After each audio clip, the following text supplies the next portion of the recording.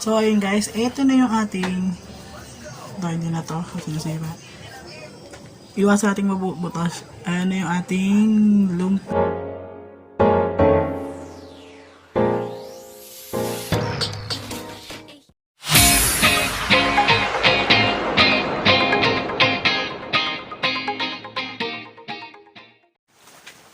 Hi guys, kamusta kayo? Welcome back to my channel. Welcome to Wendelin channel.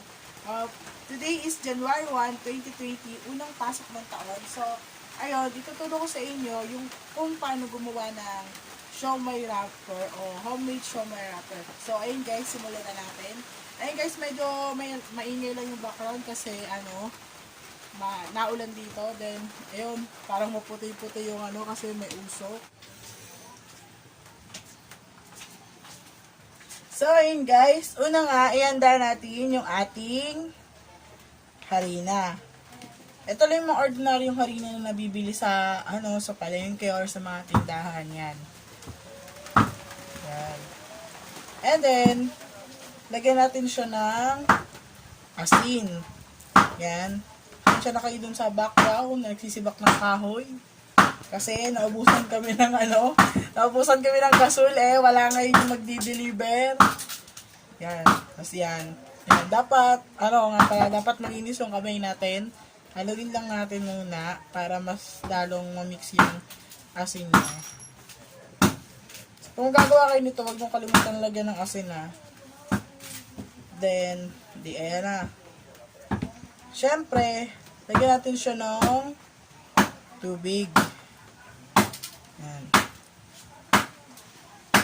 Yan. Kuha tayo ng kutsara. Pwede nga natin baka kasi kailangan yung water. So, yan.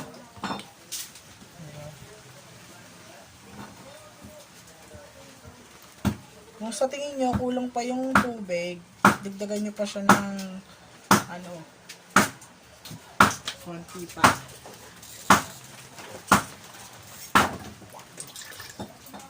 Siguro mga ganito pa. Yan, pwede na yan.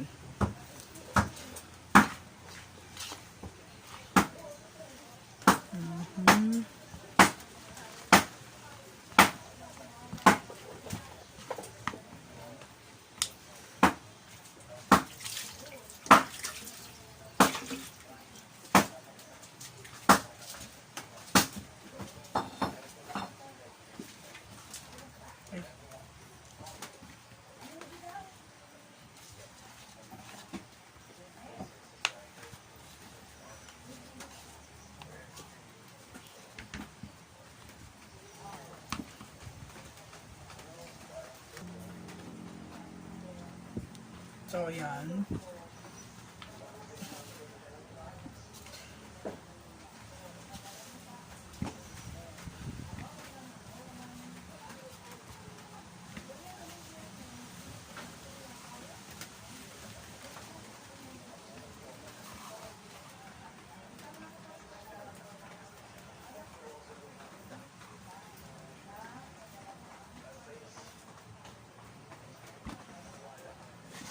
So, yan.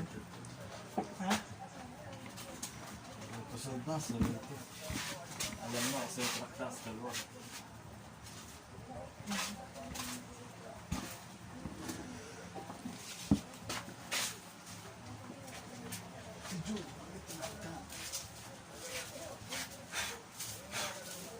So, yan.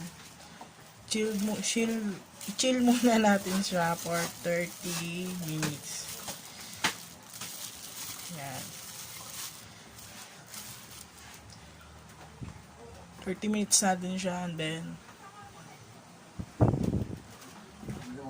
so yun guys, chill muna natin siya ng 30 minutes then after 30 minutes mamasahin na natin siya. Ayan, wait lang tayo guys ng 30 minutes. So yun guys, 30 minutes na ako kaya ayan, wala natin ang konti yung camera. Then, ito na ating mga yung may mga rolling pin dyan, rolling pin gamitin nyo. Ako kasi wala akong rolling pin, so ito na lang bote yung gagamitin natin. And yan, dinisin lang. Then, Kailangan din natin ng cornstarch para hindi siya dumikit. Lagyan muna natin yung ating rolling pin o yung ating bote ng cornstarch. Yan. Then, ito na yung ating gagawing siomai wrapper. Patiin natin sa dalawa. Lagyan natin yung ating mesa ng cornstarch. Yan. Yan. At ganito. Yan. Ay, sorry. Baliktad tayo. Baliktad yung gawin natin siya paulit mga ilang beses siguro para hanggang sa medyo matigas-tigas yung ano.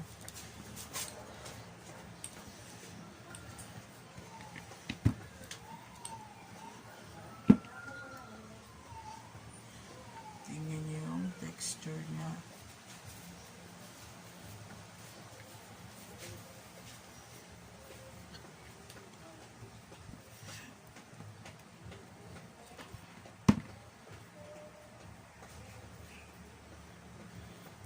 Yan, pwede na.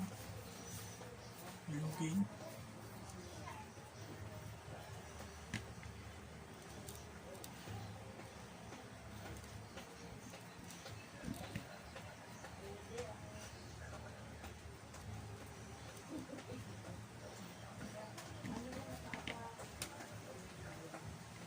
Ayan na.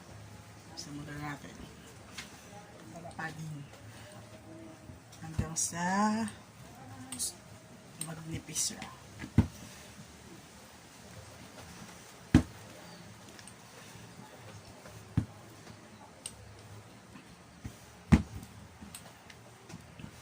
Mas maganda kung mas manipis. Ano nyo lang din, tansyahin nyo lang din yung pang ano nyo para hindi naman mabutas.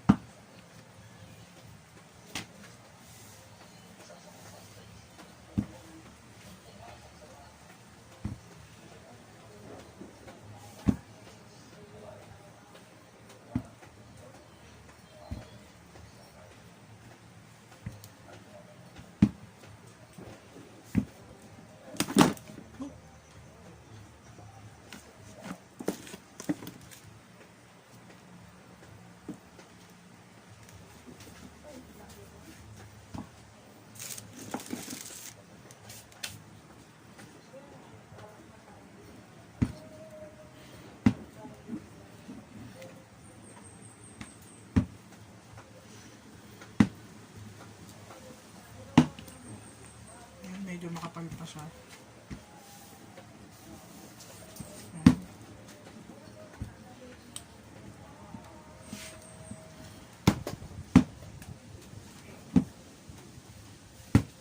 Ay mga gusto magnegosyo ng pagsusyoma, iyan.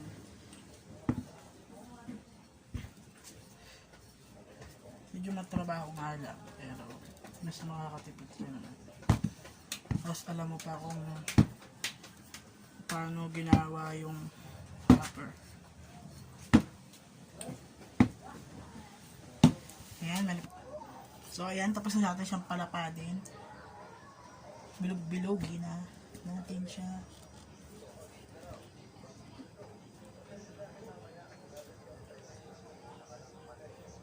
Ayan guys.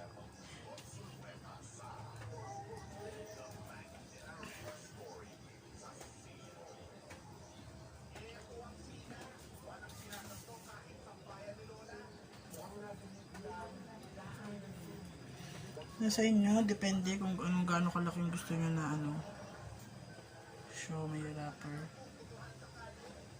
Masyadong makapal naman pag malaki. Mahirap gamitin.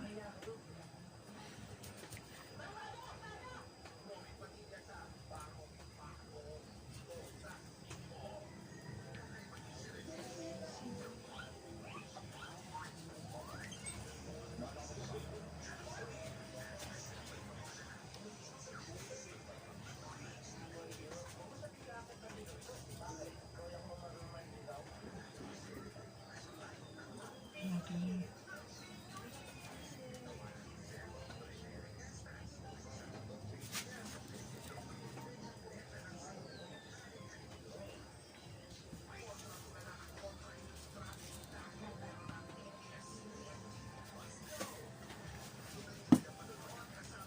So ayun guys, ito na yung ating hindi na to, kasi nasira. Iwas sa ating mabubutas. Ayan na yung ating lumpia wrapper. Kung piling nyo na mataba siya, pwede nyo pa naman siyang paanuhan, pagulungan ulit.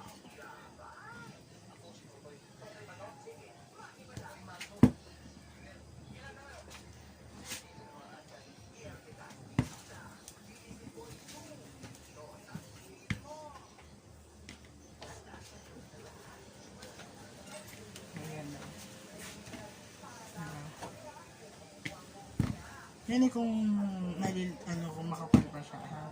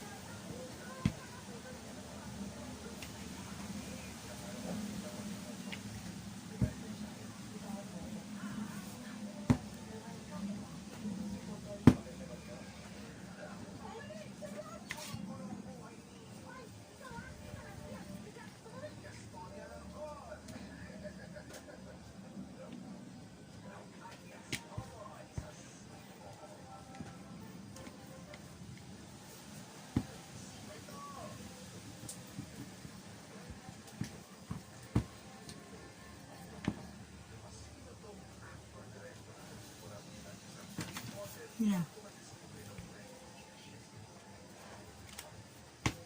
Ayun. Yan natin yung siomai. Balit na natin. So ayun nga guys, tapos na natin yung ating siomai wrapper. Then try na natin siya. Diba? Kung magbabalot kayo ng siomai, ano nyo siya dito, parang butas dito sa inyong kamay. Then maglagay lang ng saktong laman ng siomai.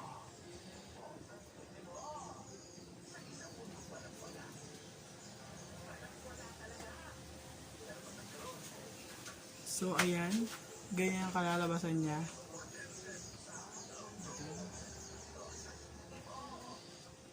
Diba? Kaya kung katulad ko na nasaraduhan kayo ng mga tindahan kagabi, wala kayo mabiling siomai wrapper, kung may harina kayo sa bahay nyo at asin at tubig, nakakagawa na kayo ng siomai wrapper. Ito yung natira kagahapon na karne, lagay ko sa rep. And kinulay yung ginawa ko na wrapper. Naisipan ko lang siyang i-video para naman ma-share ko sa inyo. Ay, okay na naman sa business. Sorry.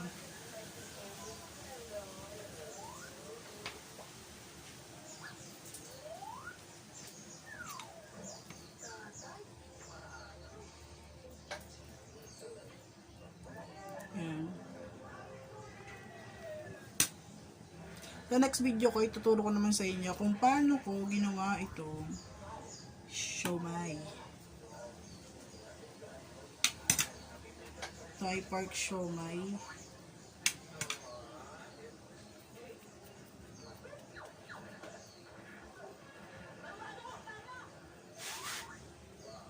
Ayan. So, ayan guys, ito na nga. Nagawa ko na yung ating siomai wrapper, and then, ayan, kita nyo naman na talagang pwede siyang pambalot ng siomai. So, ayun guys, sana may natutunan kayo dito sa aking video kung paano gumawa ng siomai wrapper, yung homemade natin siomai wrapper. Kung gusto niyo naman, pwede naman kayo bumili na lang. Pero kung gusto niyo, para makasigurado kayo kung saan nagawa yung pinambabalot natin sa siomai, kayo na lang yung gumawa. Sagit lang naman siya, lalo na kung may katulong ka. So, ayun guys, Happy New Year and welcome 2020. And sana mas maging masagana ang ating buhay sa loob ng buong taon. Yan, and bye-bye!